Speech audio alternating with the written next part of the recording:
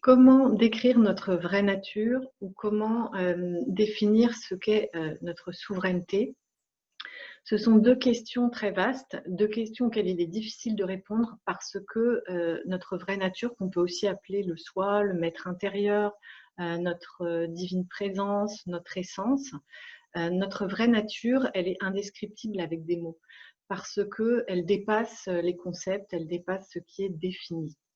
Et en même temps, en tant qu'être humain, on ne peut pas être séparé de cette vraie nature, on ne peut pas ne pas l'être. Donc on l'est déjà.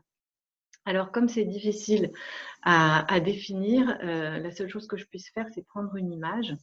L'image que nous sommes en fait un canal qui reçoit et qui émet de l'énergie vitale. C'est-à-dire, l'énergie vitale, c'est ce qui crée, qui nourrit et qui anime tout ce qui est vivant. Tout ce qui est vivant, ça veut dire les êtres humains, mais ça veut dire la nature, les fleurs, les plantes, les arbres, tout ce qui existe, la roche, les montagnes, les océans, le climat. L'énergie vitale, c'est ça qui donne mouvement et qui crée à l'infini la vie avec un V majuscule. Donc, nous, êtres humains, nous sommes des canaux d'énergie et on reçoit cette énergie qui nous apporte tout ce dont on a besoin et on a aussi la faculté d'émettre, et c'est ce qu'on fait toute la journée sans s'en rendre compte. On reçoit et on émet de l'énergie et on devient aussi créateur parce que nous avons cette faculté de créer à la différence des animaux ou du règne végétal, par exemple. Donc, ce qu'il faut comprendre là-dedans, c'est que cette énergie, elle est à la disposition de tous et de manière illimitée. Elle nous apporte tout ce dont on a besoin en termes d'amour, de joie, de connaissance. Et c'est pour ça qu'on dit que le soi, notre vraie nature, c'est l'omniprésence, c'est donc quelque chose d'éternel parce que ça se crée et ça se recrée, ça se redéfinit en permanence. Donc omniprésence, omnipotence, hein, nos capacités, et omniscience. Parce qu'à l'intérieur de cette énergie vitale, il y a toutes les informations dont on a besoin pour nourrir notre joie, pour nourrir notre source d'amour, pour créer tout ce dont on a envie. Alors, vous allez me dire, c'est formidable, mais ce n'est pas ce que j'expérimente. Et le problème, en fait, c'est que notre canal d'énergie, il est obstrué, il y a des obstacles à l'intérieur qui empêchent l'énergie vitale de circuler, donc ça réduit en fait le flux. Et ces obstacles qui sont à l'intérieur de notre canal d'énergie, ils réduisent également notre conscience, donc la conscience de qui on est. Alors, qu'est-ce que c'est que ces obstacles? C'est d'abord toutes nos croyances limitantes, parce que on est construit au niveau de notre psyché, notre psychologie, notre personnalité. On se construit grâce à des croyances. Et parmi toutes les croyances que l'on reçoit de notre entourage familial, culturel, éducationnel, social, etc., parmi toutes ces croyances, il y en a beaucoup qui sont fausses.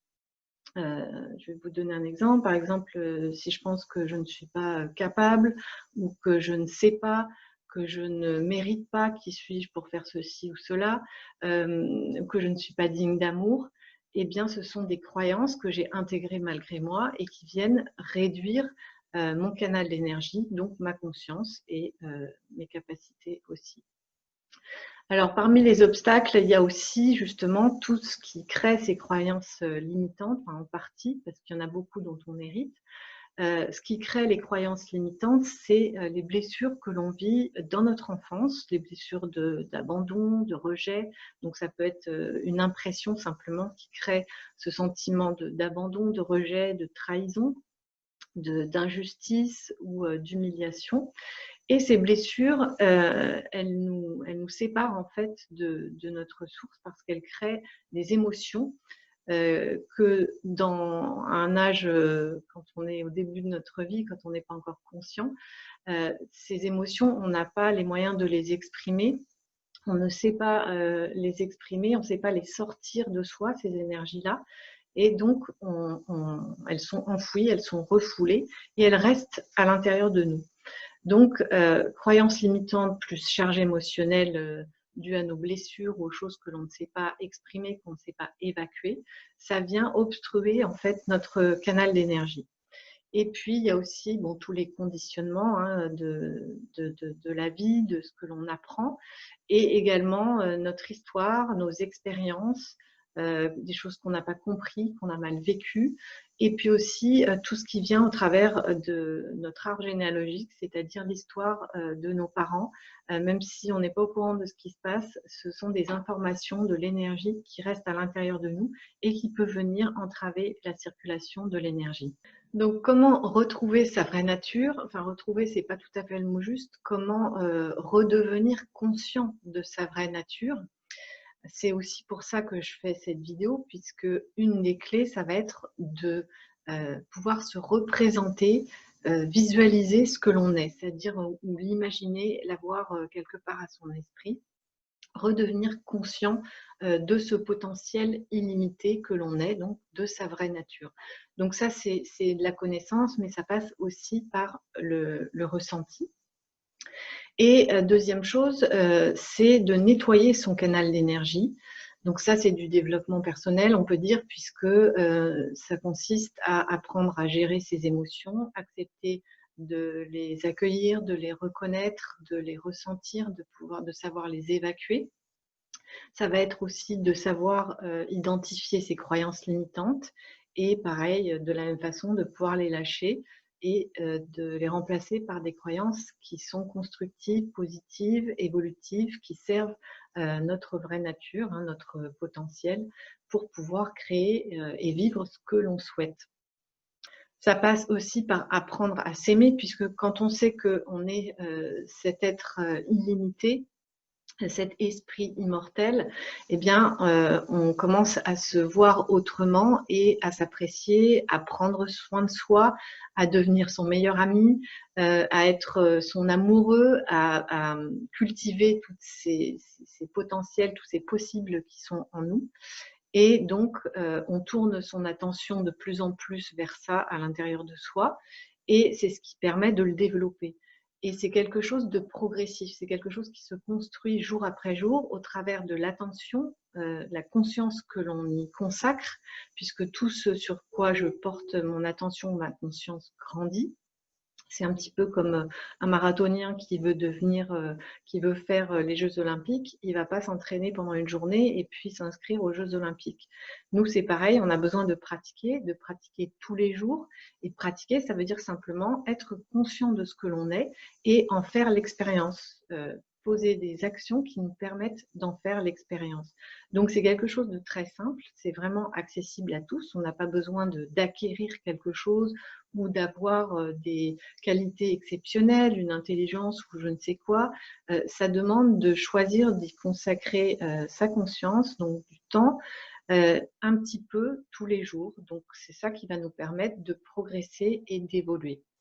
Et je vois en ce moment, donc dans cette période d'ascension où l'énergie vitale augmente, c'est-à-dire la fréquence vibratoire augmente tant au niveau de la planète que les êtres humains, puisque tout est relié, hein, on vit tous de manière non séparée, on est reliés, unis dans ce grand bain d'énergie vitale. J'entends des gens qui disent que quelque part ça va se faire tout seul, à la fois ce nettoyage et ce retour à la conscience. Ce qui me semble juste là-dedans, c'est que le fait que la fréquence vibratoire de la planète et des êtres humains augmente, ça nous permet de pouvoir justement être plus conscients.